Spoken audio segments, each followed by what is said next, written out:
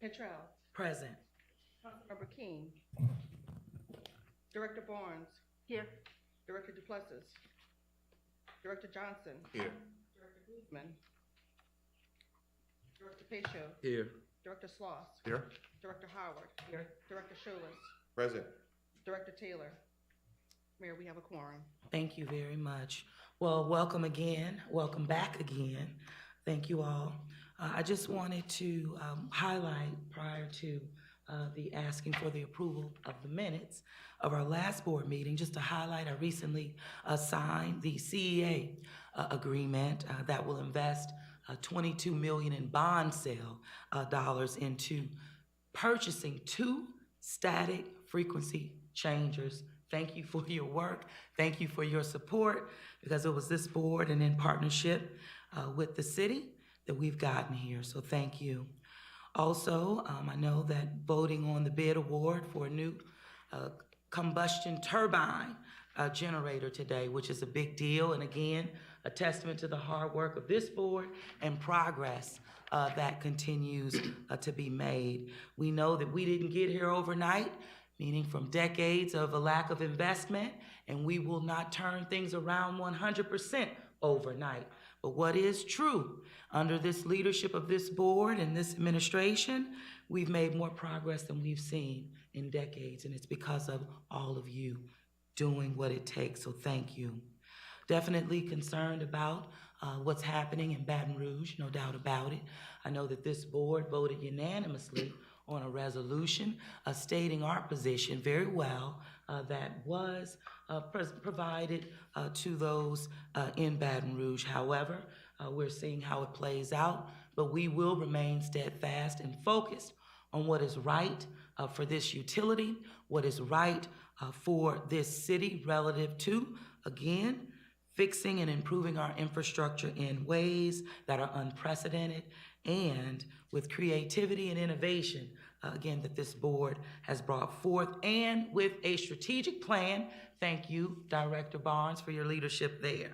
So with that, I'm going to just turn it back over, Ms. Yolanda, and I'll ask for a motion to approve the minutes of our last Sewerage and Water Board meeting. So moved. Second. Okay, I have a motion from Director Pacho, seconded by Director Sloss. Any questions? Anything? Okay. All right. All in favor? Aye. Any opposed? Any abstentions? Hearing none, the minutes have been approved. Ms. Yolanda. And now we're ready for the Executive Director's report. Thank you, Yolanda. Good morning, Madam Mayor. Good morning. Directors, great to see you all in person. Very exciting to be here today. And if there's one thing I'd like to echo and maybe point your attention to, and my hope is after I finish my presentation, is that you would leave with a good sense of progress. The mayor used that word, and it's worthy of repeating today. Yep. We are making progress. For the last 3 years, under the leadership of the mayor and with your leadership and push, we went from triaging this utility to stabilizing, and now we have vision, right? And we're constantly improving. And we know that we will never be satisfied, right, on behalf of our customer until the very last customer is satisfied. So our job will never be done.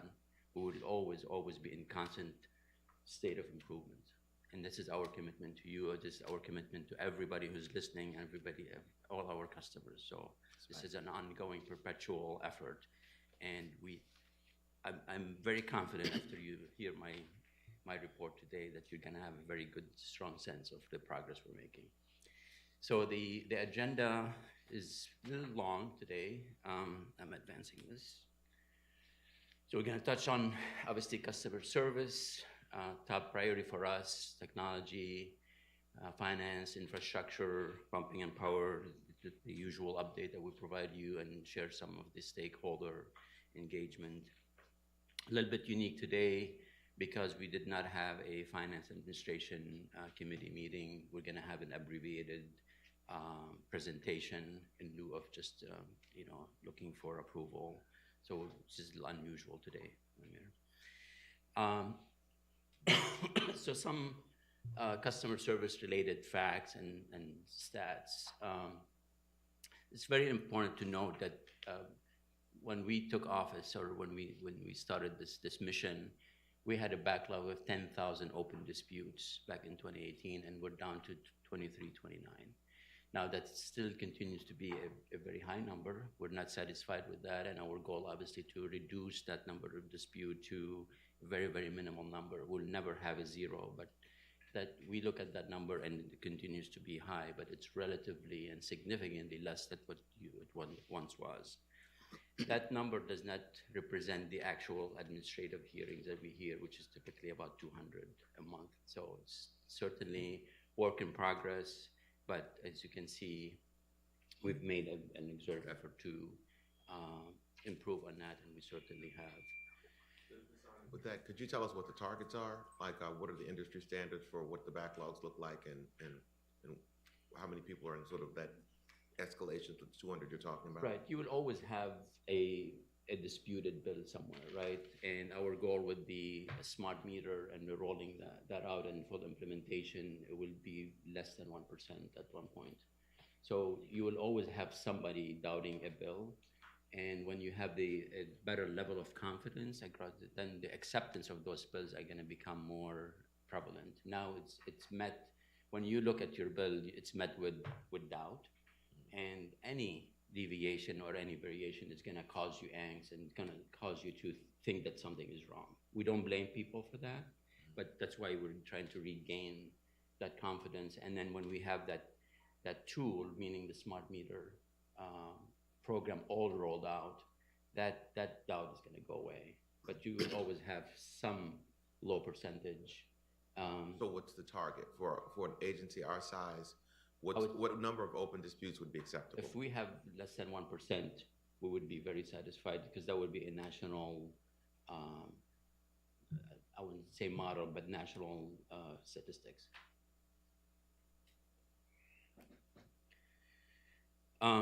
Relative to the estimated bills, and again, obviously our goal is to estimate the least amount of bills, and these are the numbers that are currently, we're performing at about 11% of the bills are actually getting estimated, and that's obviously is a function of the capacity in terms of meter readers.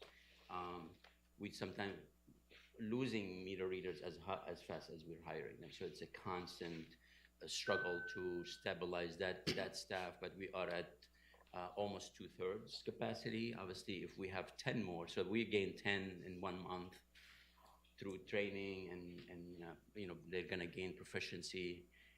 Obviously, that the capacity is going to improve incrementally, and if we gain at least 10 more at 50 out of the 60, we'll be in a very good place where we have redundancy, when we have a cushion, allowing for people to be off, to be on sick leave, whatever the case may be, where we can touch obviously more meters and then get that 11% even to a lesser number.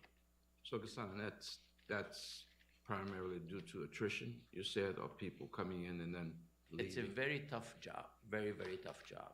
And even though we have a minimum wage increase at $15, it still continues to be, there's a discrepancy. I mean, it's a very, very labor-intensive, difficult job. I mean, being out in the field, inclement weather, sun. I mean, it's bending over, opening every lid. And we had an issue pre-pandemic, Right. and the pandemic only made it worse. So we do everything we can to lessen that, improve the environment, evading more vehicles, more rest, water, attention, but continues to be a very challenging position. So we're going to continue to lose folks, and obviously it's a temporary situation. It's a maybe 2 to 3 years tops where that role will go away. Yeah. Is it a pay problem, or that this job's going to be ending in 2 or 3 years? Well, the hope is that particular position will be eliminated and will be replaced with fewer positions at a higher level, more technological, with more maintenance of meters rather than reading them. So it becomes an easier job, obviously, and hopefully higher compensation that comes with that, because it's a higher skill required. So our goal is to take who we have, obviously the good employees, and retrain them and equip them to do a better and higher skilled job at one But point. do we lose people now because of pay or because of something else? I think it's just the a difficulty of the combination. job. I mean, it's a higher wage today than it was a year ago. Maybe $2 more an hour, but it's more the challenging conditions and the environment than anything else. And let the record reflect that Director Taylor has joined us. Thank you for joining us today.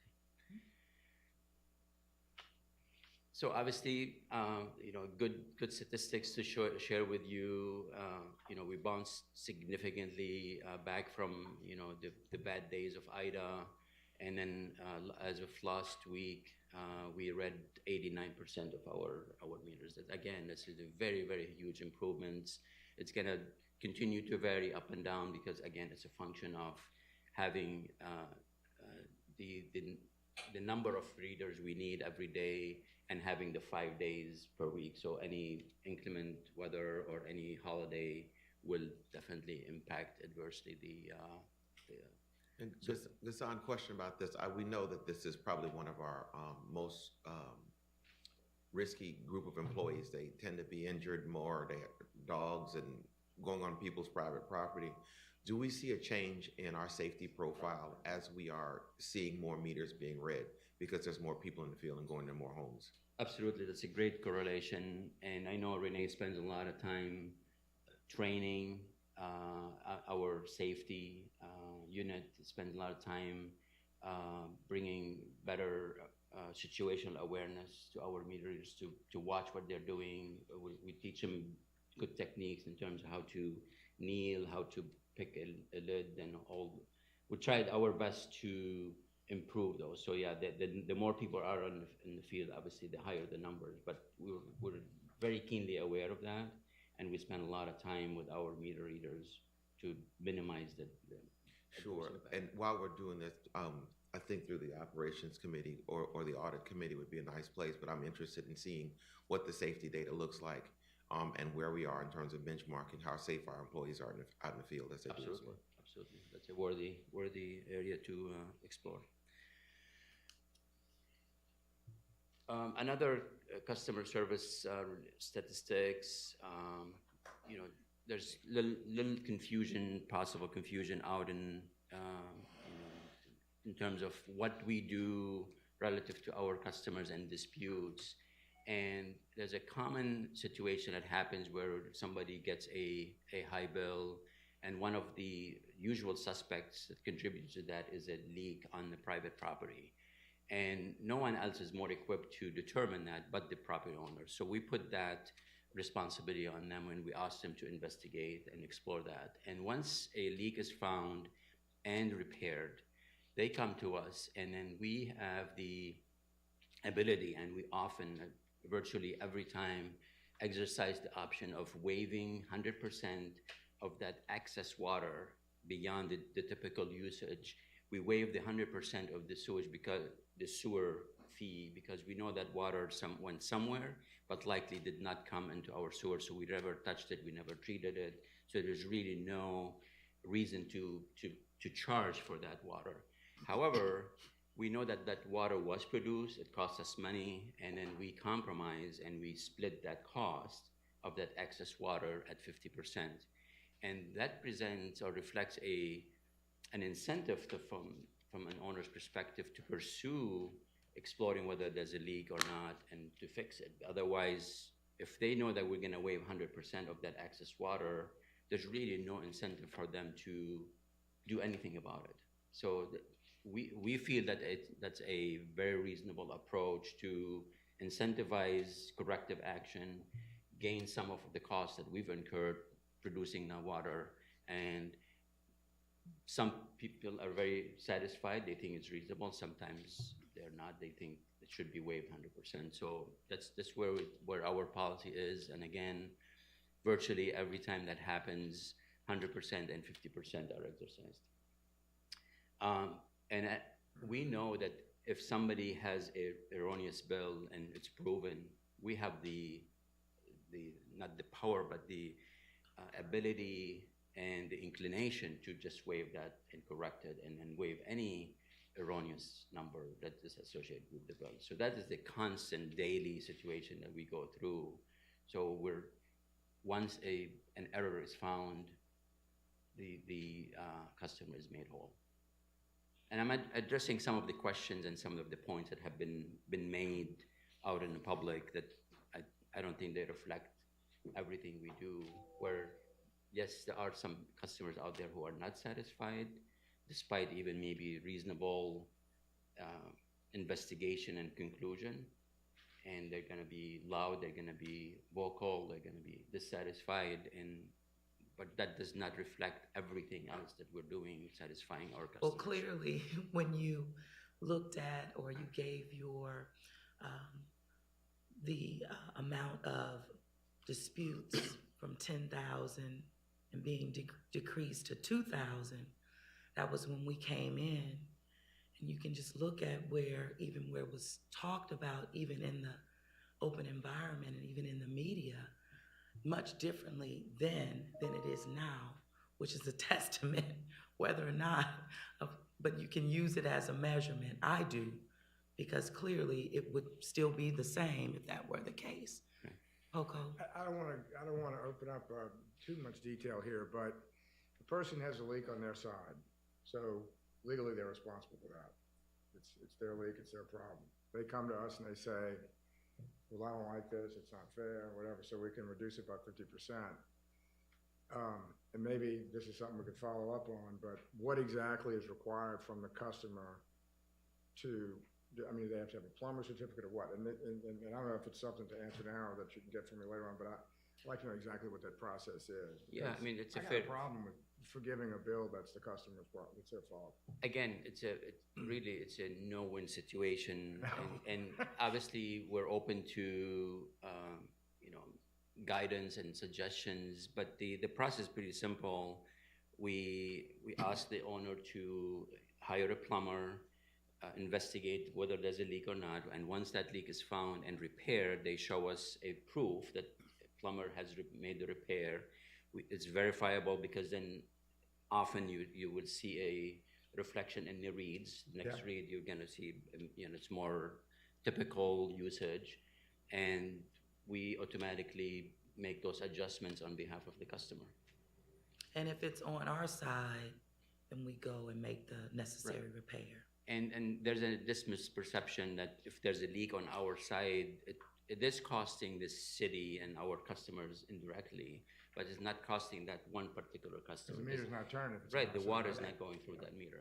Thank you. So we go through explaining that to our customers because they fear that because we're neglecting to repair that leak the day they reported, that it's costing them money. And so we spend that time obviously clarifying that.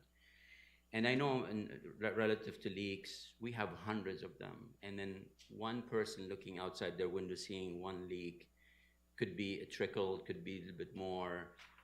They think that's the worst leak in the city, where we are looking at hundreds and you repair 80 or 100 a week, and then the one you don't fix, that's the one that's gonna reflect on you, because that's the one that's gonna get the call, and then you say, nobody's paying attention to me, where in fact we have responded to numerous numbers of leaks and repaired them. So again, like I said before, our job will never end, right? And we'll never be satisfied until at very last customer is satisfied.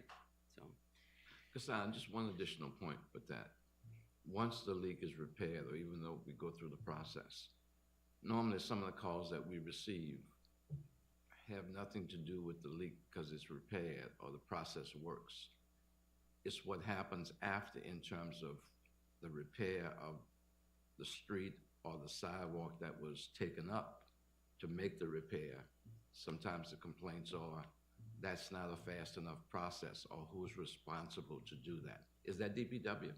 no, that is us. Surgeon Water Board. If you recall, way back when I looked at the process, I said, we're a utility. If we dig a hole to make a repair, the hole is on us to make it, to restore, right? So we made that commitment and then realized that there's a cost implication to that, right? I mean, our goal is to make that repair within 2 weeks and done. I mean, that's ideally what we're aiming for. The challenge we had is that we had a huge backlog that we inherited in the thousands of just massive repairs. And in partnership with DPW, they initiated the Max Pave, if you recall, about 2+ years ago. And they did, I want to just don't quote me on the exact number, about 900 locations. There's a new round of Max Pave 2. Max Pave 2 now. They're going to address the majority of those, which will allow us then to keep up with whatever we're creating. So because we're juggling between restoring some of the backlog, some of the newly created ones, and we just cannot keep up, because the money we spend on restoring that patch is money that's taking away from on the next repair. And so it's just a constant balance, and we know it's an important issue for our customers, and we're hoping that after that round 2, we're going to be in a much better place where we're more reasonably staged to make the repair and make the restoration. I know Ron struggles with that, his team struggles with that. We just get so many calls, and we're not going to gain that satisfaction until we close that gap to 2 weeks, which is normal. Exactly, but considering the issue on the Sewage and Water Board side is what caused me to make that change on the administrative side, meaning with the Department of Public Works, for the city to assume that cost in creating that max pay program. So the first phase we did, and like Ghassan just said, we upped the ante, so we're doing that Max Pay 2 is what we're calling it. But on the administrative side, we will continue to do what's necessary to ease the balance and create that balance on this utility side. So real partnership. But total acknowledgement that there is a gap and customers should not be happy with what is current. We agree, and obviously we're trying to do our best to, obviously not only do better, but close that gap to a standard process, which is, again, 2 weeks from when you actually finish the work. So I want to talk a little bit about key performance indicators. This is consistent with the strategic plan and in collaboration with Director Howard and the Operations Committee, putting together a dashboard, right, for everything that we do across the utility. And this is a template or an example of what customer service under leadership of Renee, what they've created relative to how do they measure their performance so they can come to you and show you how we're progressing. So these are just simple 9 categories that Renee and his team are focusing on. Obviously, there'll be data associated with each and progress and goals to satisfy, obviously, a global, measurable, and actionable items that Renee and others will be reporting to you on a regular basis through either Finance and Administration or Operations Committee. So it's just a template, so to speak, that other leaders in this utility will follow to, again, be able to report in a measurable way. Talk a little bit about technology and modernization. The smart meter program is progressing very nicely. We are in a very, very good place. We're down to 2 vendors that were selected as 2 top contenders. We are exercising one of our options as part of the process to ask for best and final offer from both of them to make them sharpen their pencils and bring us more attractive cost. And so the qualifications have been determined, they rank where they are, and then the actual cost will be factored into that, and then the decision will be made very shortly. We will come to you. We're hoping the next month meeting for recommendation to start negotiation with that vendor. Part of our approach is to phase that project, obviously in collaboration with the vendor, because we want to set them up to succeed. So we want to do it in such a way where we can do it in phases, where one neighborhood will enjoy the benefit of smart meter by end of the, say, first quarter of next year, and then the next neighborhood would enjoy the following quarter, and so on and so forth. So it's a phased approach. So you start enjoying the benefit of the smart meter sooner rather than later. So it's not all or nothing. It's in How you segments. gonna pick the neighborhood? Oh, I was, read my mind, read my mind. Obviously, it's going to be a neutral and very objective process. We're gonna we're gonna rely on our vendors to look at what makes sense relative to density, commercial, whatever segments make sense. What makes sense to me is start with the people that we have the highest percentage of problems. Because if this is gonna be our solution to having more accurate bills and customers more likely to believe the bills are reasonable, I think we should start with the neighborhoods where we have the biggest problem, not where there's the biggest. Right. So that's a great correlation, great reasonable. This is a reasonable suggestion. The challenge is that the people who are having issues they're not a known. Right. It's across every. That's why it's such a prevalent issue, because one day it's your issue, next day it's Janet's, next day it's Ralph's, right? That's the problem. Live in different parts of the city. I can't afford to live where James is around. So the point is, we're going to be as objective, and the goal is to do it in phases so we can enjoy the benefits and keeping the eye on the prize. That in 2 years, the entire city will be all rolled The out. good news is that we are. Happening. It's happening. Yes. This wasn't even, this was so far out. And it's because of what we've been able to do and manage through in a short period of time. This is progress. It's huge. This is huge. It really is. This is the future. I'd make sure the public knows how the selection of neighborhoods is done, because it will be objective. Yes. So you Oh, don't yeah. want anybody to have a perception that. And we'll be sharing Well, it. whoever's got theirs done first. Right. We will be sharing, obviously, our plan with the board publicly. Everybody's welcome. Everybody can, we're not going to ask for input because, again, it has to be very objective and very neutral. And the vendor is going to play a role in that. But they have no skin in the game, so to speak. They want to do it in the most efficient, because the more they do, the more they get paid, right? So they're going to look at it from the most economical and most efficient Right. way to do it. And making clear that there was a pilot completed already, which was actually in Algiers. Yep, So, I mean, this isn't something we just pulled out of the sky. absolutely. Yeah.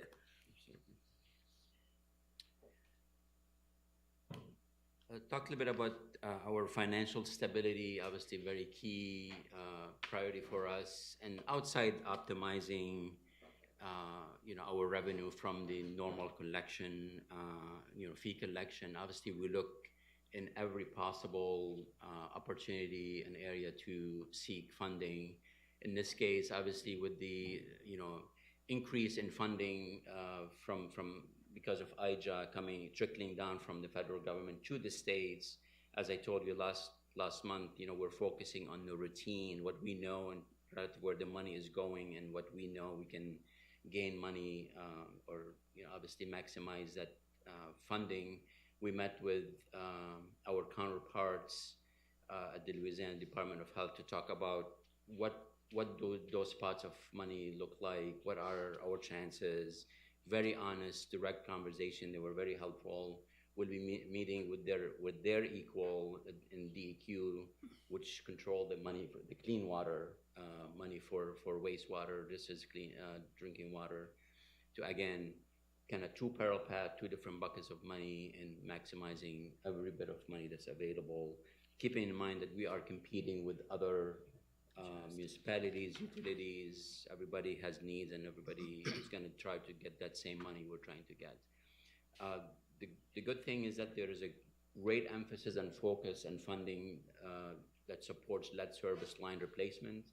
That's a very key and important effort that we're taking on. First, consistent with the new lead and copper rules, that we have to, as a municipality/utility, have a full inventory of our lead service lines by October of 2024, which we are obviously working very hard to meet. Failure is not an option. There is a caveat in that requirement that by default, if you don't know what the material of a service line looks like, then it's considered to be lead. So obviously, that would be a safe and reasonable approach to take. So again, we're moving forward, maximizing the amount of money that we can get the best we can. Good news, we just got approval again from the SRF. This is kind of maintaining that relationship. This is to leverage some of the WIFIA and other investment we're making, $11.1 million that we get approved. And we are obviously continuing to fill more application for next round of funding. One key improvement that we're making relative to reimbursement from FEMA, obviously when we front the money, the longer that reimbursement process takes, the less we have available for us to invest in future projects. So obviously testament to Gray and his team and the project delivery unit have done tremendous improvement in shortening that time where we gain the money back, and that money becomes available again for future investment. And it's unrestricted money where we can spend it on anything we need to. So again, huge improvement, and again, kudos to the team for doing that. Infrastructure investment, want to focus a little bit on the West Power Complex. Again, I can't emphasize how key that project is. Huge progress is being made in that regard. As the mayor said, you will have in front of you today recommendation for approval for accepting and awarding the purchase of T7. I mean, it can't be any more exciting, to be honest with you. It's just that we are where we need to be, and this is happening. We're going to have a new turbine within a year. I mean, that's very, very, very exciting. Again, the mayor alluded to the fully executed CA, allowing a transfer of $22 million. So as the first static frequency generator is being manufactured, the order for 2 and 3 will go in imminently once that money is transferred, and we can give the notice to proceed. Again, It's exciting. Progress. We just gained $6 million through a federal earmark that we submitted about a year or so ago. That was the beginning of new earmarks that started at the federal level. Thanks to all the federal delegation, obviously, that were crucial in getting us that $6 million. And we're encouraged to submit another round or request. So we're doing 10 million requests for next year. And this $6 million will go to fill a key gap in the West Power Complex. I will show you a few renderings in a minute. So much needed money, and it's going to plug a very, very key gap in that funding. So keep that project moving, and in a very, very efficient way. We have, when you look at the West Power Complex, people think of one component like a T7, there's so much happening, and it's remarkable that, it's being managed, with Ron's leadership. He's got awesome, competent folks managing those contracts and juggling a lot of work. And we have 7 active contracts and 10 upcoming to finish that project. So a lot of work happening, and again, it makes me feel very proud of the team and what they're doing. These are just a couple of renderings of, the West Power Complex. I want to caution you that what you're looking at, that big picture, is what we call it the power utility rack. And the prominence looks a little bit exaggerated in that rendering, but that is designed to carry the power from the West Power Complex and distribute it to where it needs to go. So the only path is above ground. So that is a very key component and very key project that is moving forward. And again, we're going to be very cognizant of what it's going to look like from our neighbors' perspective, kind of obviously limiting the height of it. Yes, sir. This is going out? to all of our pumps and everything, or this is coming in from Entergy? This is from the, not necessarily just Entergy, but the West Power Complex, like the T7, for example, and the frequency changers, and it will carry that power and distribute it, get it to our, I guess, central control, And then it goes out. and then it goes out to all the equipment that will be driven by that power. Thank you. What wind can that withstand? It would be designed for probably 100 miles per hour for Category 5, maybe I'll let. 157. 157, there you go. I was like, somebody knows the answer to that. That's why it looks so, obviously, it's a major structure. Yeah. It's not just the weight, but it's also the wind load that it has to withstand. And the other picture is a rendering of where the control center would look like. Obviously, a lot of resiliency in it, and a lot of accommodations to allow during a hurricane to be able to control and distribute power in a safe and efficient fashion. So very, very exciting and key project, key component of the overall project.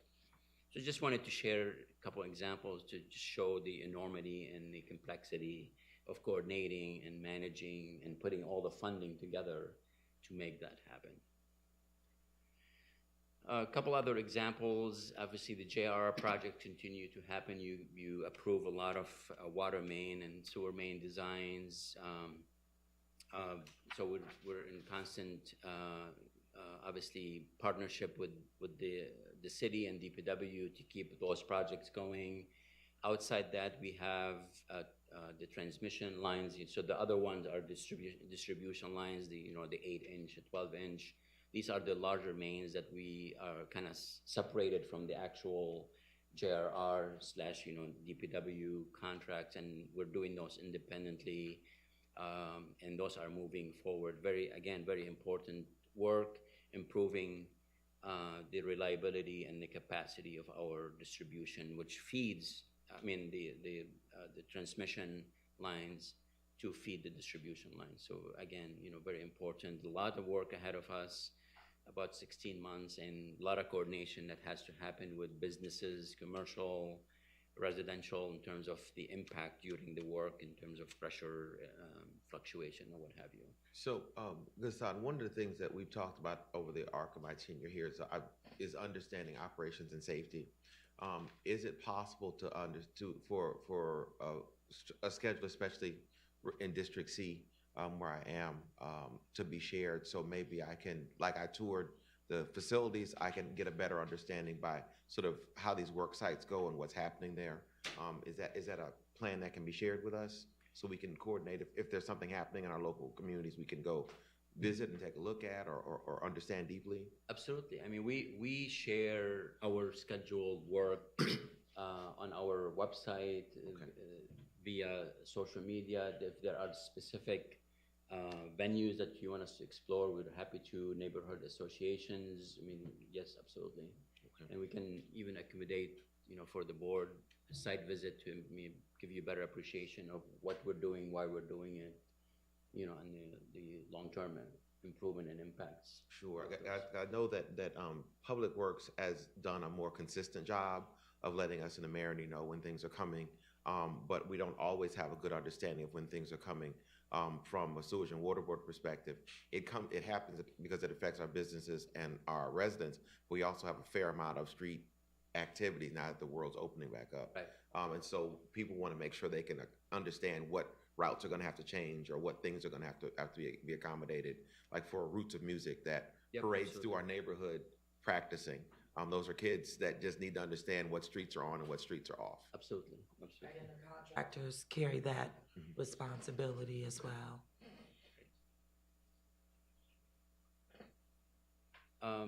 The typical update that I provide you on a monthly basis is pumping and drainage. We have 4 pumps that are out that obviously we're working very hard on bringing back, but it's a kind of a typical place to be, where we have anywhere between 1 or 5 pumps that are out, but we feel very confident we're in a good place relative to pumping capacity. In terms of power, T4 and T5 are both available and operational. We're using one of them at a time. We hardly have the need to use them both, but they're both, again, available with about 18 megawatts each. So, again, in good place in terms of power for the next 2 or so years. Obviously, this is not a long-term place to be, but we are certainly much better than we were 3 or so years ago. We had significantly less power that's available. Obviously, T6 is available and is utilized very effectively, especially in inclement weather, specifically wind conditions, where we know energy is more susceptible, where we can rely on T6 to operate a very key piece of equipment. So we're taking a very deep dive in Turbine 1 to decide whether it's worthy of any investments. It's not operationals today, and there may come the time we're going to come to you and make the decision that Team 1 is not worthy of any investment. It must be decommissioned, and I know majority of folks at this table witnessed the decommissioning of T3, so this may be another one coming. Maybe a little bit premature, but just kind of preparing you for what might be inevitable. So. And finally, just we meet people where they are, like the mayor encourages us to do. We attend any event that we're asked to, any audience that want us to come and share our challenges, our progress. We're happy to do it. This is a list of events that we've attended. Very excited to be out there. I mean, our staff, our team is constantly interacting with our customers, our public. One exciting opportunity that's coming up, we have a cleanup day around the Curtin Water Plant on I believe it's on the 22nd, on Earth Day, where we get a chance, many of us, including myself, walk around and pick up litter and have the ability to maybe say hello to some of our neighbors. So that concludes my presentation today, and I'm happy to entertain any more questions. Just one question. Yes, sir. A lot of positives in your report, a lot of the work that's been accomplished, still some things to be done. What's the messaging that's going out regarding this? I mean, is that part of what we're doing to notify the public and keep them consistently aware of the progress that we're making? Is that part of, what's the messaging process? Well, certainly, like I started at the very beginning, our job would never end, right? But we are making progress. We are listening. We are hearing. We share your frustration. Progress sometimes may be slow. I mean, we're obviously struggle with some funding, with priorities, but we are in a very, very good place. We know where we're going, right? We have great leadership. We have people who are willing to partner with us, bringing us funding to support key projects. So I don't want to say be patient, but just recognize the progress we're making and know that we are acknowledging that there's much more that needs to be done. It's not lost on us, and just stay with us and have confidence. And that's really my point. Yeah. Is that message getting out, as far as you're concerned, is that positive message getting out that we're making progress? Absolutely. That, our customers realize what has been accomplished, what we still need to do. Don't let the one hiccup or setback or Right. failure define who we are, right? I mean, you have to be balanced. You have to be fair of how you're assessing this utility. Again, there's a lot of work to be done. We know that, and we're gonna get it done. But also recognize that we've moved the needle in a significant way. Well, I love how the communications team has restructured even advertisements that go out in plain, simple, even symbols for our public that can immediately understand. Right. From the bill, how it's calculated, to how the water flows. So, and that's what I believe Commissioner Pacho is talking about, our comm strategy. And we appreciate people coming to us with issues. I mean, there are critics out there, right? And the dialogue is important. We have to have this open dialogue, and we're open to suggestions and improvements. And it's not lost on us that, again, but the focus should not be just on the failures and ignoring the successes. It's just not right for the city and for the customers to be sold just the negative and not the positive. The massive changes going on, like under the hood, that are gonna be, realized in the next several years are things that's hard to, stick with us, we're doing these things, but that's the truth of the matter. I mean, and the difference between now and 3 or 4 years ago is unbelievable. Absolutely. There's just no question about it. Well, and when you overlook the progress, you overlook the people that are making the progress, and it's not us, it's the men and women of our utility that we depend on and who have been consistently showing up, doing this job, and they should be commended because we have seen progress. And when you think about it, I know constant state of my mind is the trifecta.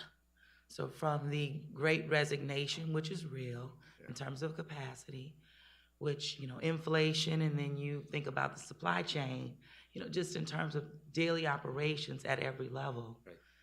It's impacting us. And so we want to acknowledge progress so we can keep our people focused on our mission.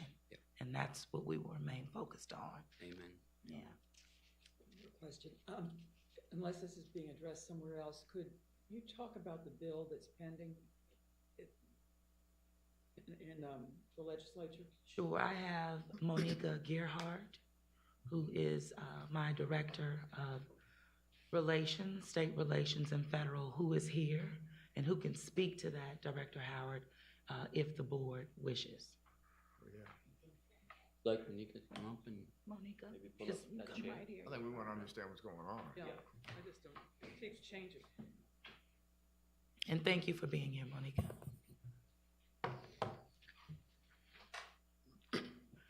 It's behind me. That's okay. Is this one of those where I need to read my name into the record? So I'm Monique Gerhardt, as the mayor mentioned. I'm the Director of Intergovernmental Relations for State Relations. And a bill was heard earlier this week in the House Commerce Committee.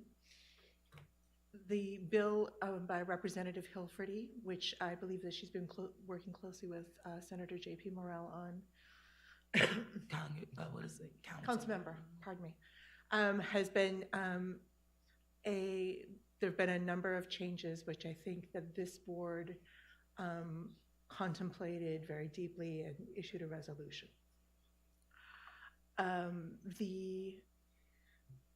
There were amendments that were proposed on Monday that I believe there were concerns among delegation members, the city, like the Sewerage and Water Board, and the public in terms of the process by which we had reached this point.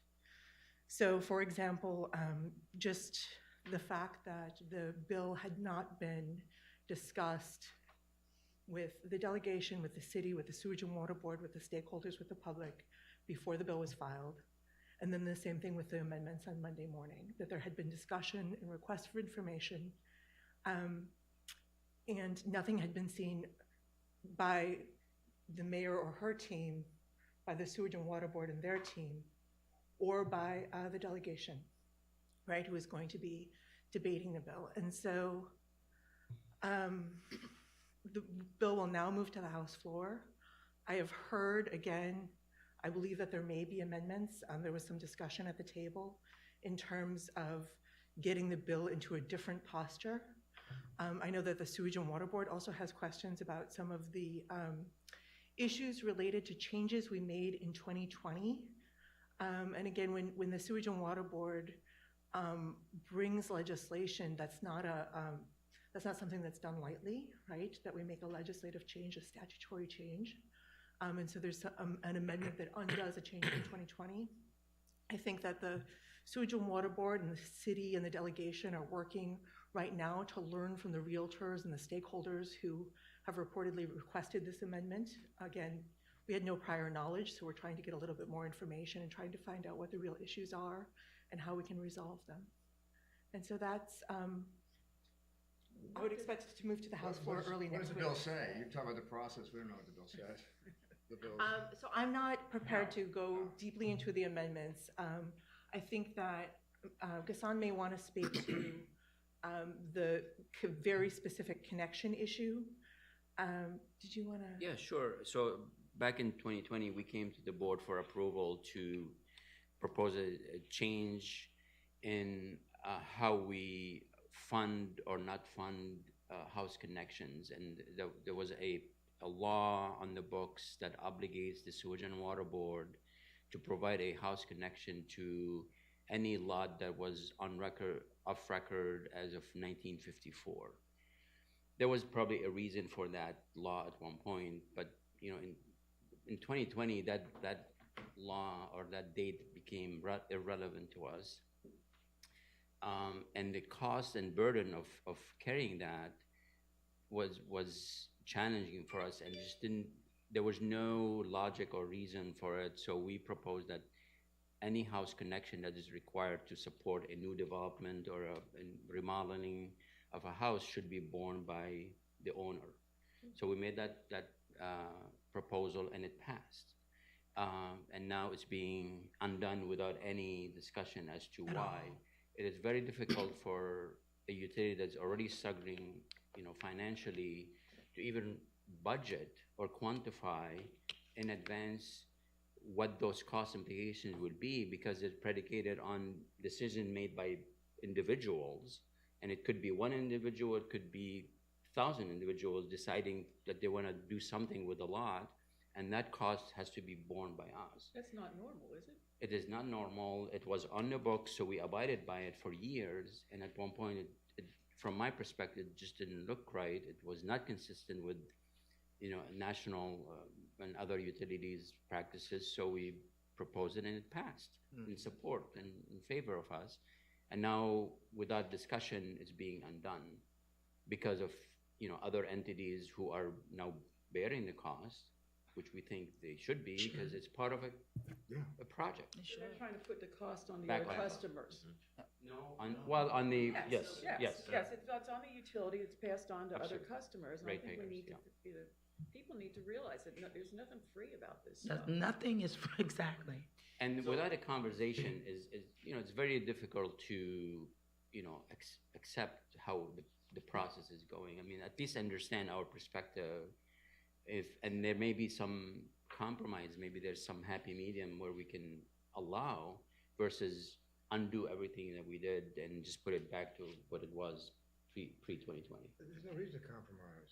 I mean, I'm Logically speaking. But a conversation, I mean, reasonable people can come to reasonable conclusions.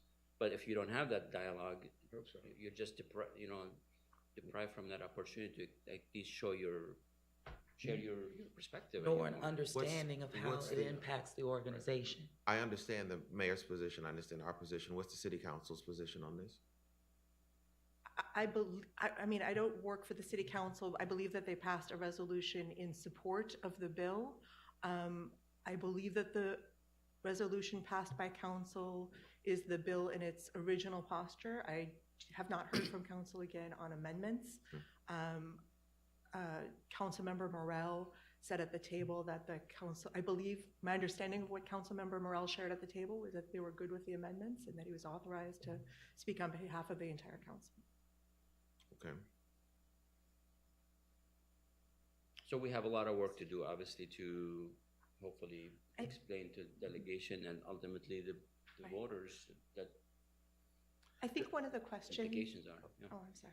I think one of the questions at stake is this question of the original bill created a public entity, which of course Sewage and Water Board already is. So that creates some confusion in terms of you're trying to do something that already exists, right? So what does this bill do? Similarly, there's a question of regulation versus oversight. So my understanding of the amendments from the table were that there was a shift from regulation to oversight, yet the re-engrossed version includes the word regulation still. My understanding of the dialogue at the table was that that was an amendment that they were going to work on between House Commerce and the floor, fixing regulation to oversight. Again, I think that may be a little confusing to us and to the public in terms of the council already having oversight, right? So what does the bill really do? I'm not completely certain that we can tell from the legislative language how things would substantially shift, given that Sewage and Water Board already provides quarterly reports on all kinds of things to the City Council, that the City Council already has a seat on the Sewage and Water Board, that the Public Works Committee is already authorized to perform much of this oversight, and so I think that that's where the ambiguity lies. Is there something about billing that's changing in this bill? So I can follow up with you and provide a deeper dive on the billing piece. Again, I think that there was, in terms of the automated meter infrastructure changes, I'm not sure whether or not proposed amendments would still be needed given these changes. I'm not sure if Director Corbin, if you. My understanding is that the amendment provides the council more direct involvement with the actual billing / disputes. The way I understand it, unless it's changed, they want to be responsible or in charge of the actual dispute process. So they are the deciders of I think the language is to decrease or This is modify ridiculous. the bill. Excuse me. I mean, I don't have it in front of me, but the word Modify the decrease or bill? modify the bill based on a new dispute process that they would develop. So That's is how this it's. like having a cup of coffee with your assessor in the old days? Well, appeals. So final appeals would be able to go to. Conflicts all What's so around. baffling about this is, Crazy. as somebody that, I'm a policy wonk, I go up there and I read all the stuff. I don't understand how this came to be. I don't know I don't understand who asked for this. In understanding who asked for this, you try to understand what they are trying to accomplish, and can that be done a different way or within the current constructs? And that's why I think there's just so many questions here. So again, I think that speaks to the process, right? I think that speaks to the lack of discussion that has been had with delegation members, with you all as a body, with the administration, with the public. I mean, I think that's, yes. Okay. Provide you copies before you leave. And a clear indication that it's easier to dismantle, and the hardest thing to do is build. We've been building, doing the work. And so we will remain focused on our mission and stand against any legislation or practices or policies that take us away from the mission. And so, thank you, Monica. Are you done? Well, I just wanted to offer to Director Howard to do, to provide you with a deeper dive of, I think, what the appeals process that's being proposed is. Let me put it on, just so you know. I can't imagine when You gotta laugh to keep from crying. Okay. So now we're ready for our committee report from Okay. Director Howard. The Operations Committee met on April 12th, and it was our first in-person meeting since COVID. Present were Directors Howard, Scholas, Duplessis, and Peychaud. And the purpose of the meeting was to meet with Tyler Anthrop from the Strategic Planning Director and Darren Thomas of Ref Telus to get an overview of the process for implementing the strategic plan.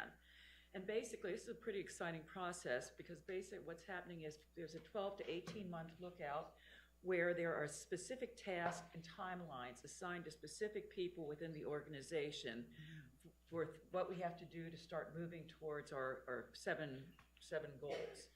I think it's the first time that I'm aware of where the whole organization has actually been working on a strategic plan, and it's very exciting.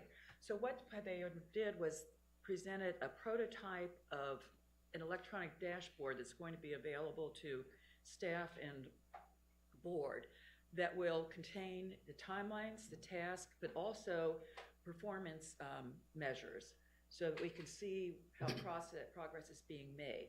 At this committee meeting, we reviewed the type of metrics we want to see included in the dashboard for 3 of the areas: financial stability, technology modernization, and workforce development and enrichment. The committee gave feedback and asked for basically more granular metrics so we can track specific problems more carefully. And At the next meeting, we decided to call a meeting in June instead of waiting for the next quarter. We'll be going over the metrics for the other four areas. And Raftelis is going to incorporate the items we discussed into the dashboard and come back with them at our next meeting. That was it. There's no public comment and the meeting adjourned. Sounds good. Thank you. Is there going to be do you anticipate a public-facing portion of these metrics? It depends on the metrics, as I understand it. The real discussion we had, which is why we broke it up into two parts, is that some of the metrics they propose have national benchmarks and some of them do not. And so some of the information we were interested in don't have national benchmarks. So it's an opportunity for us as a utility to really break ground and lead the way at establishing what best practice looks like. I think those types of things will be less public-facing because there won't be a way to understand or put them in context, whereas the ones that do have national benchmark can be very public-facing. You know, obviously more transparency is sought by, it seems like the whole world these days. So whatever makes sense, I encourage us to make that available to the public. Okay. Thank you very much, Director Howard. We need a motion to approve. So moved. Okay. Motion's been moved by Director Sloss, seconded by Director Pacho. Any questions? Okay. Okay. All in favor? Any opposed? Any abstentions? Hearing none, the committee's report has been adopted. Thank you. Ms. Yolanda? Great Now we work. have the financial summary update by our CFO, Gray Lewis. Mr. Gray. Thank you, and good morning to the board. Great to be here with everyone to provide an update.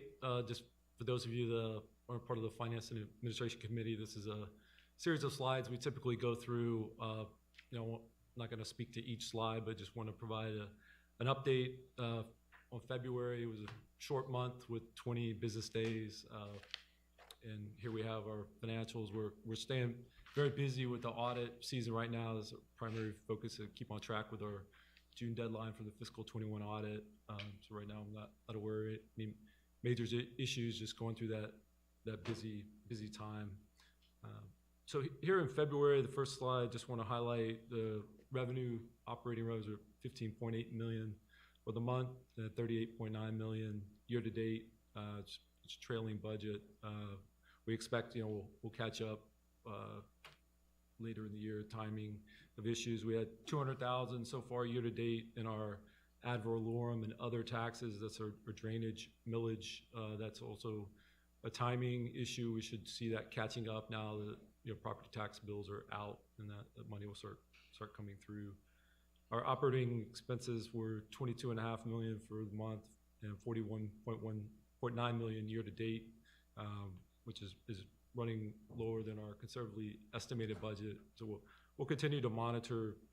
Again, early in the year, we'll keep monitoring the trends here and stay within our budget. Great, sorry. There's a $7.3 million deficit. Are these just things that aren't being paid, or is something else going on here? It's usually a timing, depending on the expenses. That is not something not paid. It's just the recognition of when the expenses were. No, the revenues. Revenue, well, billing cycles, I'm sorry. The number of billing cycles in that particular month is going to impact. So we had an estimate, spread that over the 12 months, and then Revenues. our actual billing. But it's not an actual, the month-to-date budget, how does it compare to actual billings, or what should have come in for the month? If we have 15.8, we had budgeted 23.1, what should have come in, I guess, based on what was billed? Billed is what is actually billed, so that's 15.8. 23 was an estimate of what billed would be. Okay. That's revenue, not income. That's revenue, not cash Sorry, flow. I got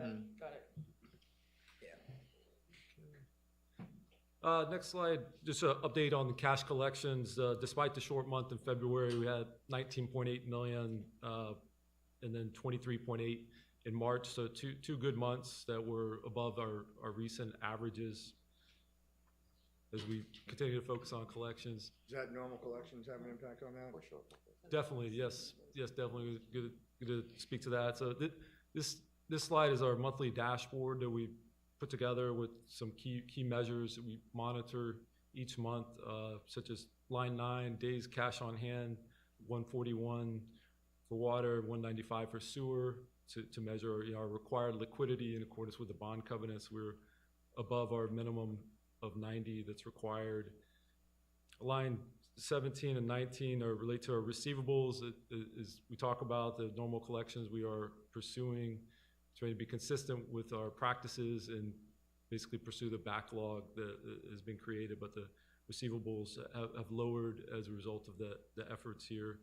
And then at the bottom, line 26 is showing the number of disconnect orders. So that's the process of notifying customers that haven't paid, that need to come in and make payment, enter into a special payment arrangement, or the next step, would be to issue or complete the disconnect. On slides 4 and 5 are just our regular information about our debt obligations and our capital and grant activity. This is the typical activity for our major programs such as JIRR and the hazard mitigation. So in the month of February, just sort of the normal activity as we continue to work to complete these major projects. On slides 6 through 8, I'm not going to go into detail here, but these are customer service statistics. We continue to see high volume activity related to the restart of collections and some of the staffing challenges. So working on getting these back down to the sort of pre-IDA levels, such as a call wait time. And you saw that's part of the key performance metrics that Renee's team's focusing on. But really, in my view, the driver has been the restart of collections back in really in October, just pursuing those normal collection activities, working with customers, making sure we address their service issues so that they can pay us for our services and we don't carry such a large receivable balance. And this last slide breaks out that aging, and we show here the number of customers, so that's 140,000 roughly, broken into residential, multifamily, commercial. And then at the end of February, the delinquent category, so that's customers that have balances over 60 days, that's not in a dispute type of process, that's just owed to us, was down 9% at 72 million. So that's trending in the right direction. That's continued in March and here into April. So that's, again, the product of just applying the consistent collection practices. And then as talked about earlier, the accounts in dispute had come down at the end of February after spiking up in the months after IDA. At the end of January, it was about 3,400. So that was a favorable 29% development on that. So that's kind of what I've prepared here. Happy to answer any questions. Again, focusing on the collections, working through the backlog, and being fair and consistent with our customers. Thank you. Does that complete your presentation? Yes. Any questions? One question I have, it's difficult for me to understand, like the accounts past due over 60 days. Are those just a bunch of old things that have been sitting there forever? Or is that a bunch of new people coming into that category? What's that comprised of? It's both. I think there's the large backlog, and then there's some new customers that come into that category. But I think it's a large backlog issue. So we can infer that because it's better 9% that we're not adding more people to that bucket, or we're managing that bucket and trying to get it smaller.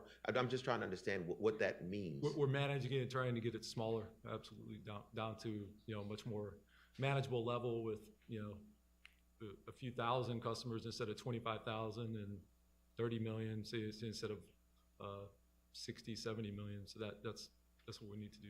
Okay. Any further questions? Okay, hearing none, thank you very much. Great for that. Ms. Yolanda. Yes, now we have our first resolution action item. Kashana Moses, the Procurement Director, will introduce the first resolution. Thank you. Cash.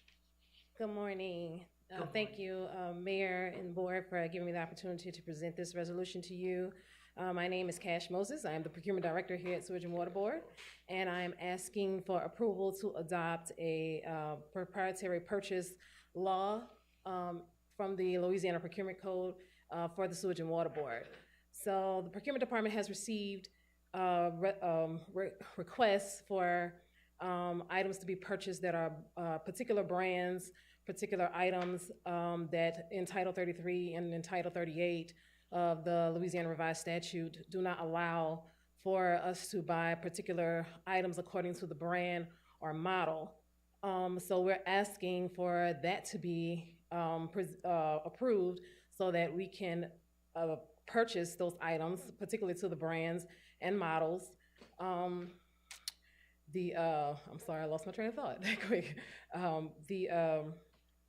This will actually give the Sewage and Water Board, it will save the Sewage and Water Board time and money. If you have any questions, otherwise that's all I have to present for this. Can you give us a real-life example of what would be changed by enacting this? Yes.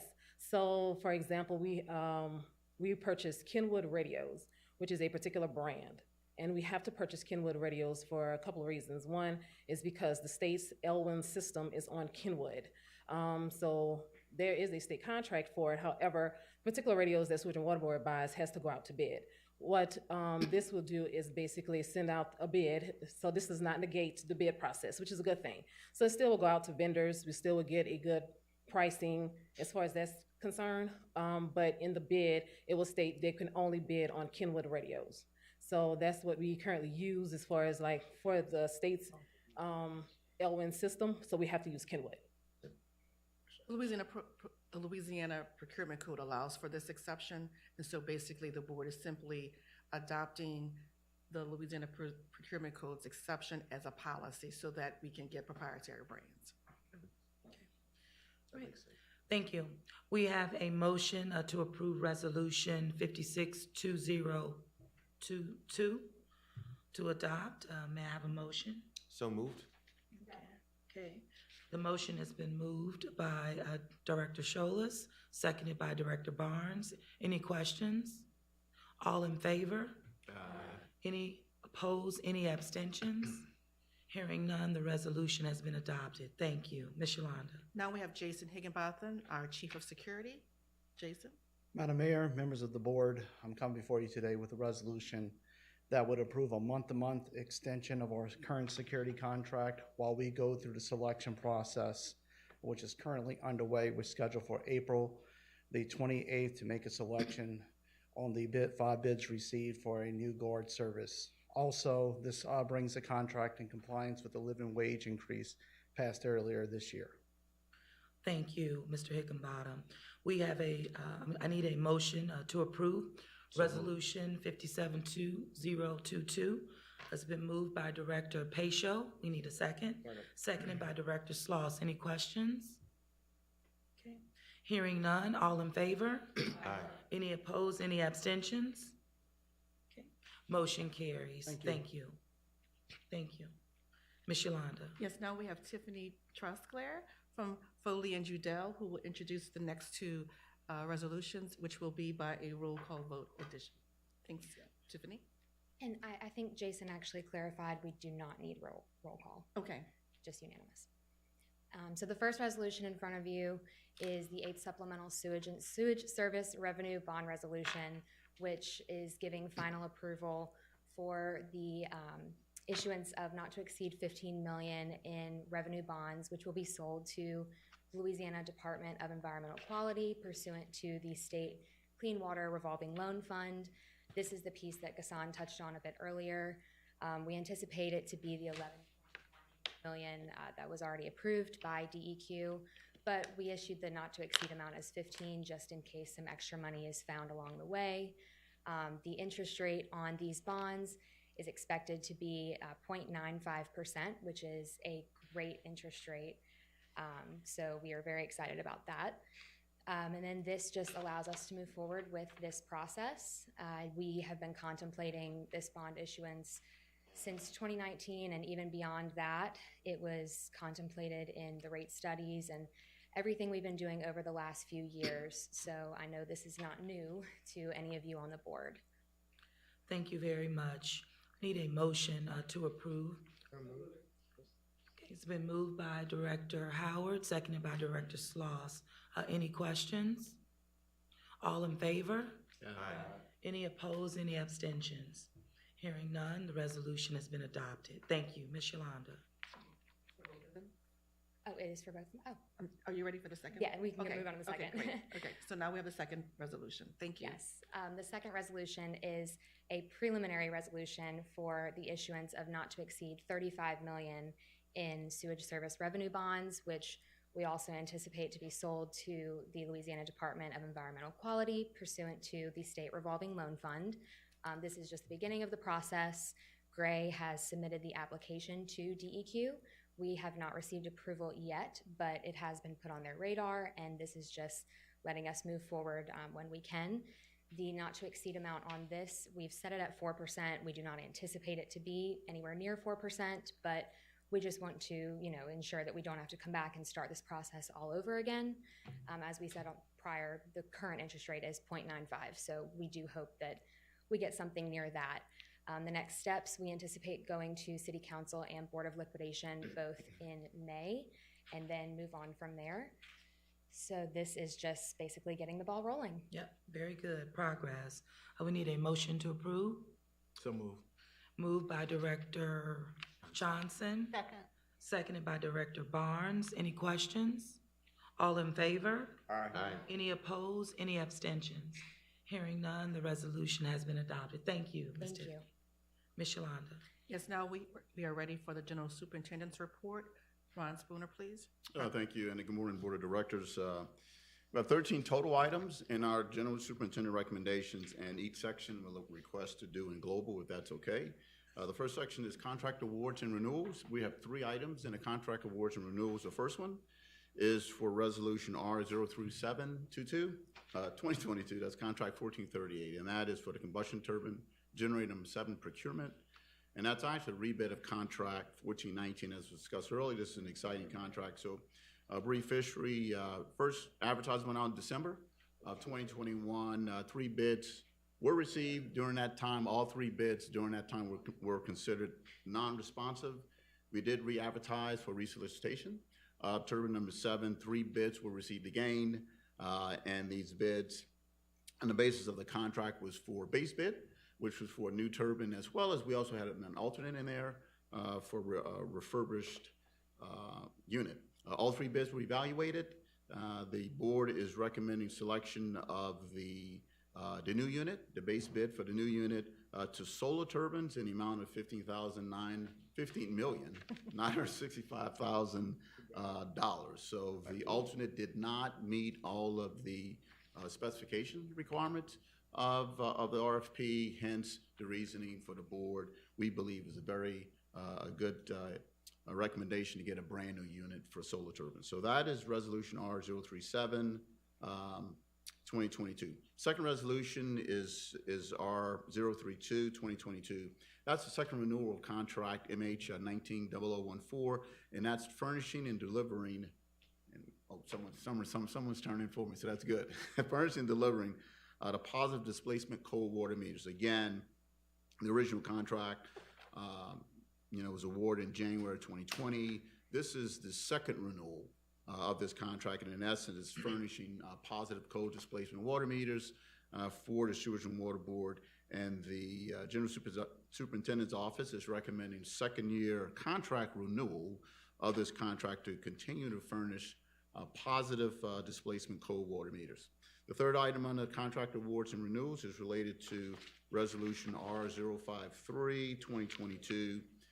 That is for the award of contract 025. That's the Mid-City Basin contract. That is one of our ongoing sewer rehabilitation contracts associated with the EPA consent decree.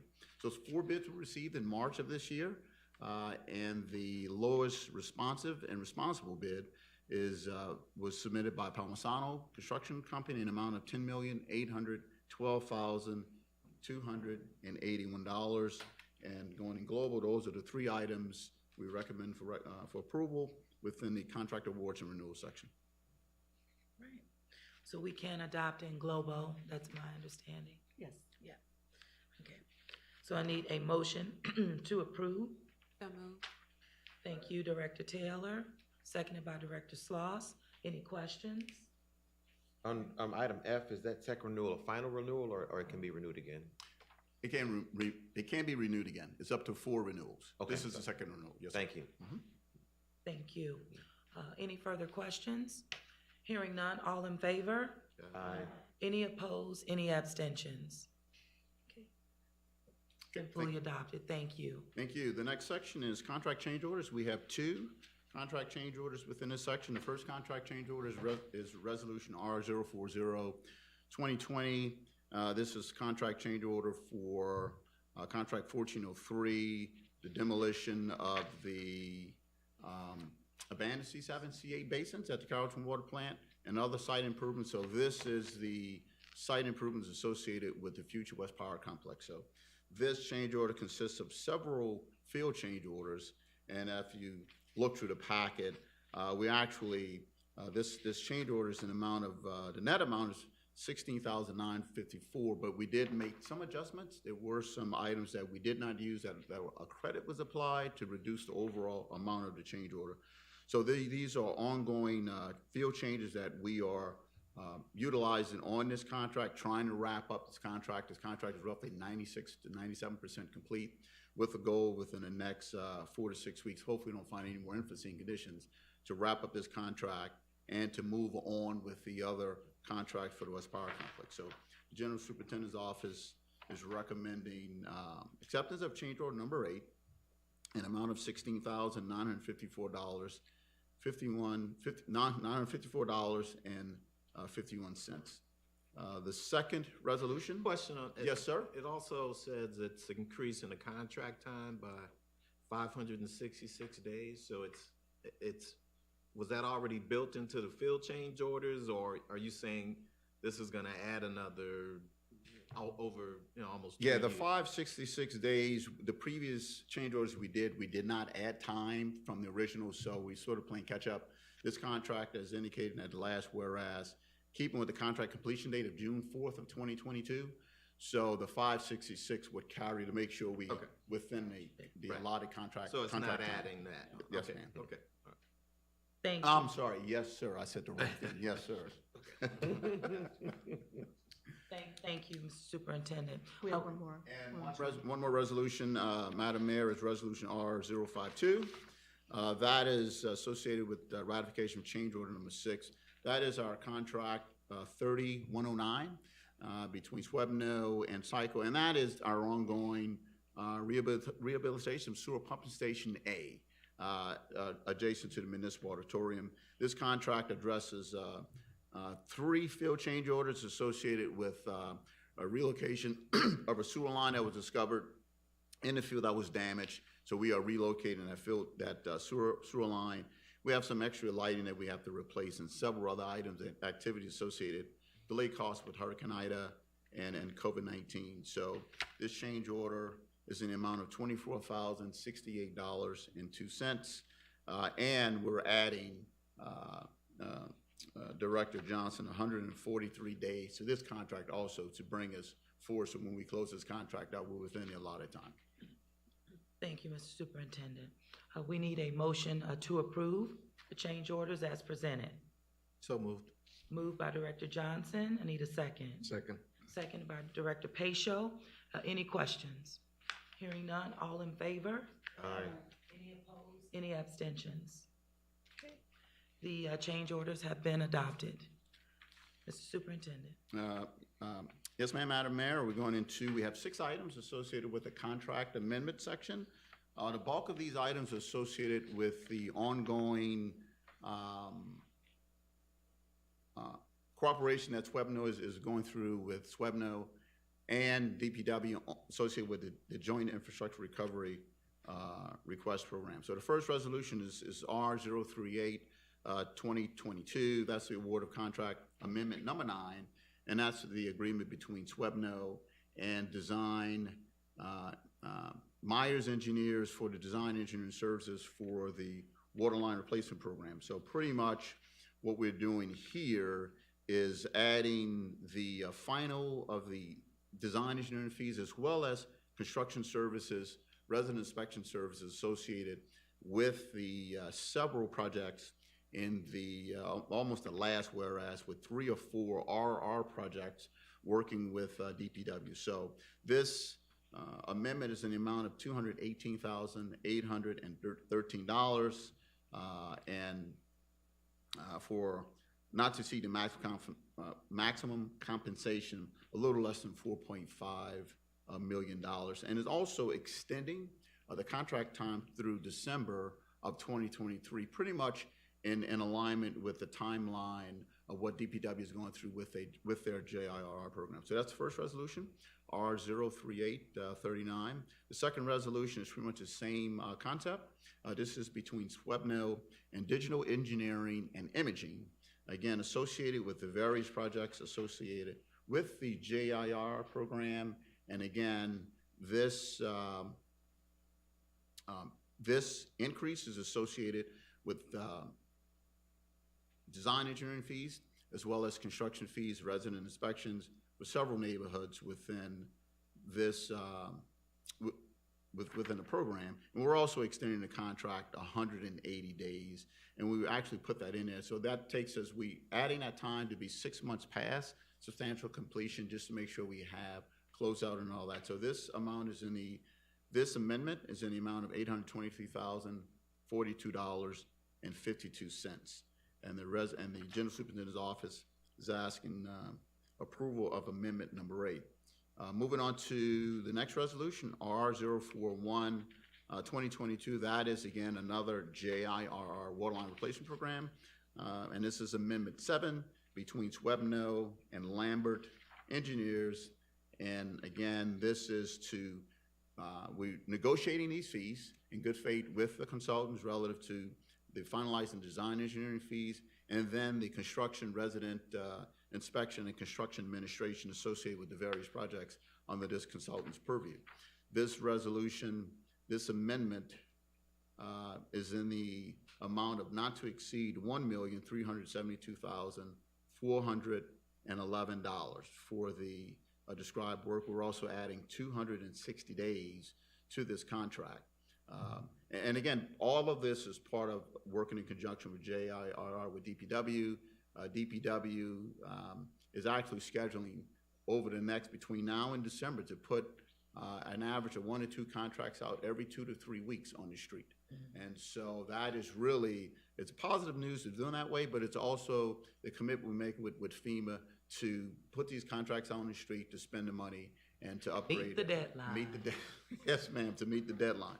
Hence the reason why the increase in these amendments. So that is Amendment 41. Moving over to the next amendment is...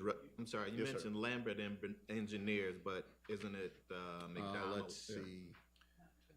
Mont McDonald. Okay. Yeah, it's a successor interest. Right. Okay. So...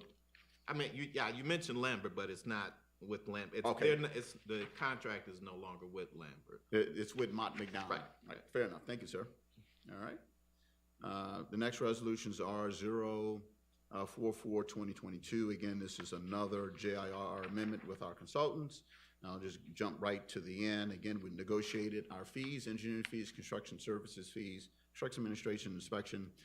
This is a little smaller. So this amendment is an amount of $76,324.56. And again, we're extending the contract time to December of 2023 to be in alignment with the contract time. The fifth resolution is R045 2022. This is with between SWEPNO and Stantec Consultant Services.